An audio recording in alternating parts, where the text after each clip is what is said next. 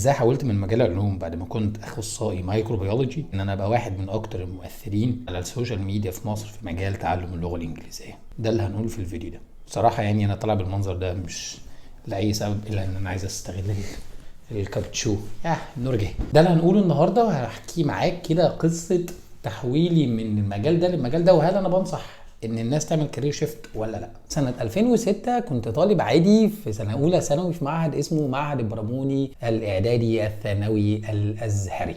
دخل علينا مدرس في اول يوم في السنه الصبح، قام قايل الجمله المتينه بتاعت جود مورنينج مستر sit down thank you، وقعدنا وقام بادئ باغرب واكتر جمله انا فاكرها في اليوم ده. Today we will start teaching our syllabus for this year. This period will be the first. Anybody doesn't understand anything؟ كنت رافع ايدي وقلت له مستر هو يعني ايه teaching اصلا؟ متخيلين؟ قال لي teaching، قلت له قال لي تمام، وايه التانية اللي انت مش فاهمها؟ قلت له syllabus، قال لي syllabus، ما علينا syllabus، والتالتة period. طيب تمام. قال لي teaching يعني ايه؟ قلت له مش عارف. قال لي طب مدرس؟ قلت له teacher يدرس، مش فاهم فين العلاقه. الشاهد يعني نحاول يعرفني ان teaching يعني تدريس، وسيلبس يعني منهج، وبيريد يعني حصه او فتره من الوقت. المستر ده كان اسمه مستر جمال زين، ربنا يديله الصحه لو عايش طول العمر ويرحمه، وكان لا قدر الله توفي. الشاهد ان المستر ده بقى كل يوم يدخل الكلاس يقول احنا ما عنديش حصه او ما عنديش كشكول هوم ورك، انا بس عايزك تسمعني وانا بتكلم انجلش وتلقط مني الكلام اللي انت مش عارفه وتكتبه، واللي انا هقوله انجلش هقوله عربي، وهيكون عندنا حصيلتين من الكلمات، حصيله الدرس اللي احنا بناخدها النهارده وحصيله الكلمات اللي انت بتكتبها ورايا. واستمرينا على هذا المنوال عشان نبقى بننطق صح لمده سنه كامله. بدايه من الوقت ده وانا ابتديت احس ان انا هعرف اتكلم انجليزي او ممكن احب الانجليزي نوعا ما، وبقينا السنه كلها بنتكلم انجلش فعلا. يعني كنا بنتكلم بالايجيبشن اكسنت او انجليزي كلابي شويه، ولكن كنا بنتكلم 5-6 طلبه متفاعلين معاه. دخلنا ثالثه ثانوي عنق الزجاجه بالنسبه للشباب الصغير دلوقتي وبالنسبه لكل جيل. يعني بالمناسبه في الفيديو ده هحكي معاك القصه from A to Z، فلو انت مش فاضي قوي ممكن توقف الفيديو وتروح تشوف اللي وراك وترجع نحكي مع بعض، اشرح لك القصه كامله وصلنا لهنا ازاي. في ثالثه ثانوي من ضمن الطرائف يعني اللي حصلت، كان جاي لنا في ماده امتحان الانجليزي مستوى فيها قطعه ترجمه ان حظي كدقيق فوق شوك بعثروه ثم قالوا لحفاتي يوم ريح اجمعوه. Translate into English. انا ساعتها رفعت ايدي انا ونص الطلبه اللي في الفصل وطلبنا موجه لغه عربيه فهمنا اصلا ايه الكلام ده الاول، وبعد كده نشوف موضوع الانجليزي ده نترجمه ازاي. ترجمت الحاجات دي كلها والحمد لله طلعت النتيجه، وانا خلاص انا ناوي ان انا اقدم على كليه اللغات وترجمه قسم انجلش، لان انا بحب الانجليزي مع اني كنت قسم علمي بالمناسبه. مجموعي كان جاب مجموع كليه لغات وترجمه، ولكن مجموعي في الانجليزي كان اقل من المجموع اللي الكليه بتقبل بيه، فما اتقبلتش وجات لي كليه العلوم جامعه الازهر باسيوط. سافرت ورحت الكليه الجميله دي علشان هي افضل كليه اقدر ادخلها بالمجموع بتاعي، والحمد لله ورضيت بقدر الله، وكليه كويسه وكليه جميله، وقضيت ال4 سنين وجبت التقدير المتين، تقدير الشعب اللي هو جيد، لاني اصلا ما كنتش بحضر. بالمناسبه اخر سنه جبت جيد جدا عشان حضرت، بس دي حته كده يعني ما علينا. المهم ونسيت حوار الانجليزي ده تماما، منقطع من حياتي. وهنا تبدا جورني تانية في حياتي، بدايه من سنه ثالثه جامعه لما ابتديت افكر انا هشتغل ايه بعد ما اتخرج.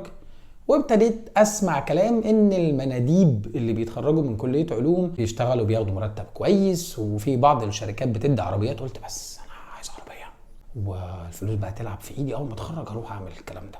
وابتديت اخد كورسات من ساعتها تاهلني ان انا ابقى مندوب ادويه. وقد كان كنت اول ما اتخرجت تقريبا بعدها ب10 ايام، يعني اتخرجت في 2/6 تقريبا ولا 21/6 2/7 انا كنت نزلت شركه ادويه. اشتغلت في الشركه دي تقريبا شهر لشهرين، وما حسيتش ان انا مبسوط خالص لاسباب كتيره، بس ما حسيتش ان الوظيفه دي تتوافق معايا بشكل شخصي. ابتديت اتنقل من شركه للتانيه وانا مش في دماغي فكره ان الوظيفه دي هتناسبني ولا لا، قد ما انهي وظيفه هي اللي بتدي فلوس اكتر. نقطه. مع الوقت ابتديت ادرك ان مش الفلوس هي اهم حاجه، المهم هي الاكسبيرينس. فبقيت اركز انا بدل ما اشتغل في اي شركه بتديني فلوس وخلاص، لا انا هشتغل في شركه تديني اكسبيرينس كويسه، وبالتالي لما اروح مكان تاني اقدر ان انا اطلب مرتب كويس. وحصل ان انا في 2014 تقريبا او في اول 2014 اشتغلت في شركه فرنسيه مالتي ناشونال خاصه بانتاجات او انتاج بعض المواد الغذائيه، ولكن ظل في حاجه جوايا انا حاسس ان ده مش مكاني. انا كان شغلي في معمل الميكروبيولوجي ان انا بعمل تيستنج او بفحص المنتجات الغذائيه اللي احنا كنا بنطلعها واللي كانت الخميره بالمناسبه، واقول والله احنا عندنا بعض العدوى هنا، والله الشاهد يعني حسيت ان انا مش مهتم اصحى كل يوم الصبح اعد في اطباق بكتيريه واشوف ربنا رزقنا بكام كولين النهارده، which is دي حاجه مهمه جدا في المجتمع ولكن ما كانتش من نشاطاتي. وهنا ابتديت افكر ايه هي الشغلانه اللي تنفعني فعلا واكون مبسوط فيها، لحد ما فرق معايا حاجتين في حياتي هم اللي خلوني اتجهت لمجال تدريس اللغه الانجليزيه. خلينا نقول 3 حاجات، اللي دايما بحب اقول 3 حاجات. الحاجه الاولى هي ان انا قريت جمله: اشتغل الشغلانه اللي تقبل تعملها ببلاش. اكتر شغلانه تنجح فيها هي اللي انت تحب تعملها ببلاش، نوعا ما تقدر تقول ان هي هوايتك. فابتديت ابص لنفسي كده، طب يا ترى ايه هي الشغلانه اللي انا ممكن اشتغلها ببلاش؟ في الفتره دي انا كنت بروح السفاره الامريكيه كتير، كنت اخلص شغل واطلع على السفاره الامريكيه اعمل conversations او اتكلم مع الناس انجلش. مع الوقت من كتر ما بقيت اروح، بقيت لو رحت يوم مثلا الناس المسؤوله عن الكونفرسيشن دي مش موجوده، فانا بجمع الناس وبليد الكونفرسيشن او بقود الكونفرسيشن دي، لدرجه ان الناس ابتدت تفكرني ان انا شغال هناك. واحده واحده بقيت اعمل ايفنتس، عملت ايفنت او 2، والناس كانت حابه الموضوع ده جدا، واكتشفت ان انا حابب مجال اللغه الانجليزيه. بس هل يا ترى المفروض اكمل في المجال ده ولا لا؟ ساعتها سمعت عن حاجه اسمها سوات اناليسيز، اللي هو تحليل نقاط القوة والضعف والفرص والمخاوف. SWOT analysis هي 4 حروف بتstand for 4 كلمات. SWOT الS اللي هي strength اللي هي نقاط القوة، W weaknesses اللي هي نقاط الضعف، O opportunities اللي هي الفرص، T اللي هي threats. باختصار وظيفة السوات اناليسيس ده او التحليل ده هو انك بتقعد تجيب ورقه وقلم تكتب نقاط قوتك كلها، كل الصفات القويه اللي عندك بتحطها في جنب، وتبتدي تشوف ايه المجالات المفتوحه قدامك اللي ينفع او اللي تتطلب صفاتك الشخصيه. يعني انا مثلا لو هتكلم عن نفسي، شخص اجتماعي، اللغه عندي كويسه، بعرف اقنع اللي قدامي كويس، وبعرف اسلك شويه، وبيقولوا ان عندي سرعه بديهه. طيب دي كانت مناسبه جدا لشغلانه السيلز، واللي انا اشتغلتها سنين بالمناسبه يعني قبل ما اتخرج، ولكن ما كنتش حاسس ان انا مبسوط فيها قوي لاسباب شخصيه، يعني عشان ما اتكلمش في الوظيفه فالناس تبتدي تحس ان انا بعيد في وظيفه السيلز. الحاجه الثانيه كانت في مجال تعليم اللغه الانجليزيه، وانا كنت حكيت فيديو قبل كده ان الانجليش بتاعي كان وصل لفتره ان هو كويس جدا وسط اصحابي، لدرجه ان هم شجعوني ان انا اقدم في شركه ككاستمر سيرفيس باللغه الانجليزيه. حصل موقف ظريف جدا كده ممكن ابقى انزله تاني في فيديو تاني بعدين. الشاهد يعني ان لقيت وظيفه الانجليش انستراكتور هتناسبني جدا. حلو، تعالى اشتغل انجليش انستراكتور. نزلت وقدمت في مكان، انا فاكر السؤال اللي اتسالته والله، قالت لي كانت قالت لي حضر ديمو الانترفيور. الديمو ده اللي هو حاجه انت بتشرحها للناس، فحضرت حاجه ليها علاقه بالبرونانسيشن، ففي النص كده بتقول له ايه الفرق بين البريزنت بيرفكت والسمبل باست. قلت لها معلش مش محضر النهارده جرامر. وده طبعا كان موقف فاني جدا وطريف جدا. قالت لي طبعا اوكي مش مشكله ولا يهمك هنكلمك، وما كلمونيش. قعدت بعدها فتره طويله مقتنع ان انا ما ينفعش اشتغل في مجال تدريس اللغه الانجليزيه، وده اصلا مش بتاعي، وانت ايه اللي وداك هناك. القصه دي بحكيها لك علشان لو انت قدمت واترفضت في حاجه ما تيأسش، عادي اشتغل على نفسك شويه. فضلت شغال على نفسي زي ما انا، وما كنتش بلان برضو ان انا اشتغل في الانجليش. انا خلاص بعد الانترفيو ده اللي انا رحته كده هابهازردلي او بالحظ، قررت ان انا اكمل في مجالي اللي هو مجال الكيمياء او الميكروبيولوجي. يعني حد في يوم من الايام مع حد صاحبي مستر عبد الرحمن وزيري، طبعا بحب اقول اسمه دايما، قال لي انا شغال في مكان يا ريت تيجي تشتغل معايا عشان هم عايزين انجلش تيتشرز. قلت له اوكي. ذاكرت كويس ورحت عديت في الانترفيو، وكل ده وانا مش بلان ان انا اعمل كارير شيفت. كنت لسه شغال في شركه ليها علاقه بالموليكولر بيولوجي او التحاليل، خلينا نقول اجهزه المعامل والتحاليل. اشتغلت اسبوعين وهنا ابتدت حاجه سبارك حاجه تنور في دماغي.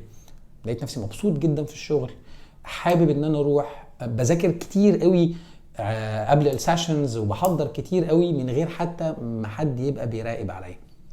مع الوقت حسيت ان انا لقيت نفسي في الموضوع ده، وقدرا نقلت كل شغلي بعد ما كنت رايح بارت تايمر وبقيت شغال فول تايمر. since that time او بداية من الوقت ده وانا ابتديت احس ان هو ده فعلا مجالي. الحمد لله مع الوقت ابتديت ان انا اشتغل على نفسي اكتر، ابتديت ان انا اتعلم اكتر. كنت شغال في اكتوبر وانا ساكن في مدينة نصر، كنت كل يوم بقضي 4 ساعات في الطريق، من ساعتين الصبح وساعتين بالليل. ال4 ساعات دول بذاكر فيهم انجليزي طول ما انا شغال في المكان ده. كنت شغال تقريبا لمدة 2 سنين، يعني اضرب 4 ساعات في 365 يوم في 2. كم هائل من الفيديوز اللي شفتها. واللي فرق بقى معايا قوي لغايه دلوقتي، انا حد عمل كارير شيفت بس مش حد ريماركبل، مش حد اقدر اقول ان هو معروف في مجال اللغه الانجليزيه في مصر. اللي فرق معايا ان انا خدت عهد على نفسي في فتره من الفترات كده، قعدت افكر على الميموريز لما كان الفيسبوك تقريبا لسه منزل الميموريز، او مش عارف والله ايه اللي حصل ساعتها يعني، بس كنت فاكر الآية في القرآن الكريم بتقول لا يلفظ من قول إلا لديه رقيب عتيد. فكنت بقول هو ازاي في ملكين على كتافنا بيكتبوا كل حاجة؟ ده شيء مش طبيعي. وايه السجلات اللي ممكن تشيل كل ده؟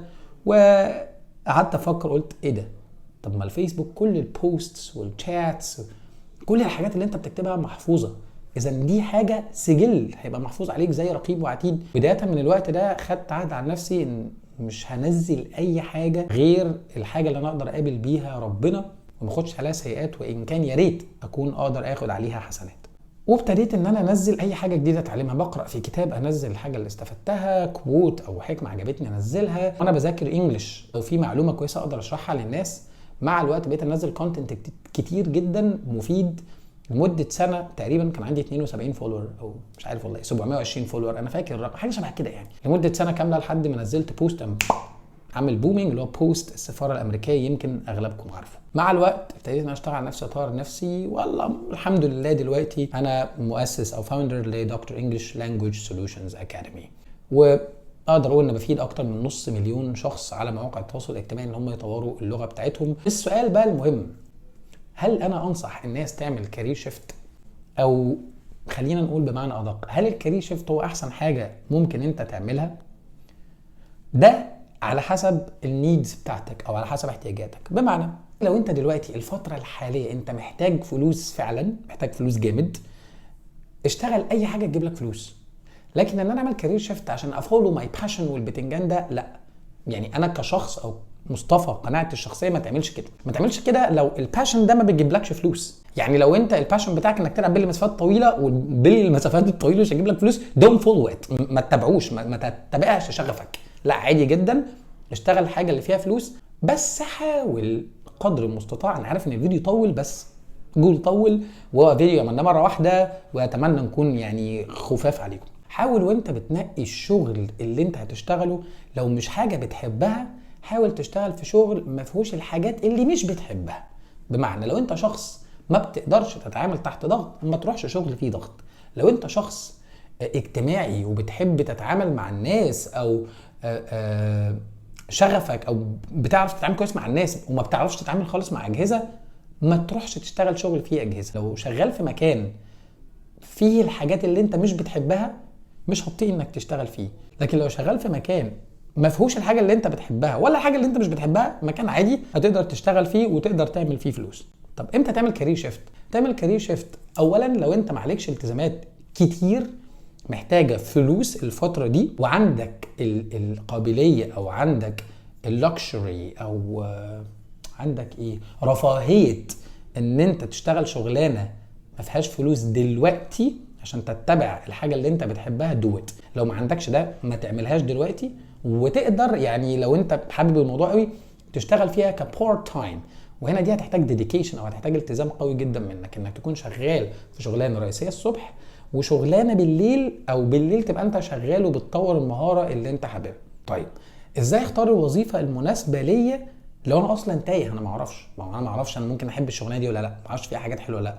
بان انت تعمل سوات اناليسيز لنفسك، نقاط القوه ونقاط الضعف، وانك تعمل سوات اناليسيز للشغلانه اللي انت رايح تشتغلها دي. جمع كل الوظائف اللي ينفع تناسب شخصيتك، وبعدين شوف الوظائف دي ايه هي السترينث بوينتس بتاعتها او الويكنس بوينتس بتاعتها، او على الاقل شوف الوظائف دي ايه الحاجات اللي بتتطلبها او مطلوب ايه المهارات اللي تكون موجوده في الوظيفه دي، وهل المهارات دي فيك ولا لا. طيب عشان تعرف ده اكتب كده على جوجل MBTI تيست بالعربي او MBTI بالعربي كده. ده اختبار اسمه مايرز بريج تقريبا. ده عباره عن اختبار بيقول لك انت نوع شخصيتك ايه، او بيقسم الشخصيات عموما ل 16 شخصيه، بيقول لك انت نوع شخصيتك ايه وايه الوظائف اللي تنفعك. الاختبار ده مش ملزم ان انت تبقى كده، ولكنه هيفيدك تعرف اكتر عن شخصيتك. بعد ما عملت ده هتحتاج تعرف كل وظيفه بتتطلب ايه، او ايه الحاجات اللي بتتطلبها كل وظيفه. الحاجات دي عندك ولا لا؟ تقدر تلاقي ده على موقع اسمه Occupational Info. هحاول اسيب لك اللينك، خش على الموقع ده هتلاقيه مفصل لك كل وظيفه ايه المهارات اللي هتحتاجها فيها، او ايه المتطلبات وايه التاسكس اللي هتكون موجوده عليك. ده تقريبا اطول فيديو عملته في حياتي بتكلم فيه على حاجه جنرال مش عن اللغه الانجليزيه. في كتير جدا قابلته اثناء رحله الدراسه والتدريس والتعلم، خصوصا ان انا علمت نفسي الانجليزي بنفسي. لو مهتم انك تتابع الفيديوهات اللي جايه، او لو عندك اي سؤال حابب نطلع نتكلم فيه في فيديو، قول لي في الكومنتس. ولو زهقت من الفيديو I'm sorry. أنا اسمي مصطفى عبد الصبور مؤسس دكتور English. That's it for this video. You're listening to مصطفى عبد الصبور from Dr. English. Until next time, be happy.